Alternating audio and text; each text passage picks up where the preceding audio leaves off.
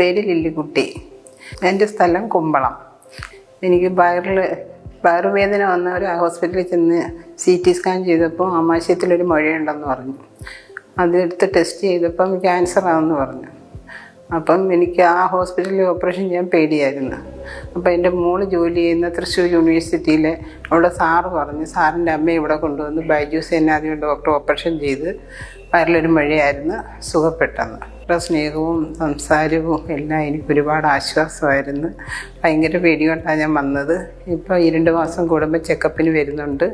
വരുമ്പോഴും ഡോക്ടർ നല്ല സ്നേഹത്തോട് പെരുമാറുകയും സംസാരിക്കുകയും ചെയ്യും. അങ്ങനെ ഇപ്പോൾ ചെക്കപ്പിന് വന്നതാണ്. പിന്നെ നല്ല ഡോക്ടറാകുന്നതുകൊണ്ടും ഞാൻ സുഖപ്പെട്ടത് കൊണ്ടും ഒത്തിരി പേര് ഇത് ചോദിച്ചു പറഞ്ഞ് ഇവിടെ വരുന്നുണ്ട്. ഞാൻ അവരെ പറഞ്ഞു വിടുന്നുണ്ട്. പോലും ഞാൻ പ്രാർത്ഥിക്കാത്ത ദിവസമില്ല. എല്ലാ ദിവസവും ഞാൻ പ്രാർത്ഥിക്കും. ആരോഗ്യ ശക്തിയും കൊടുത്ത് ഇനിയുള്ളവരെ സുഖപ്പെടുത്തുകയാണ്.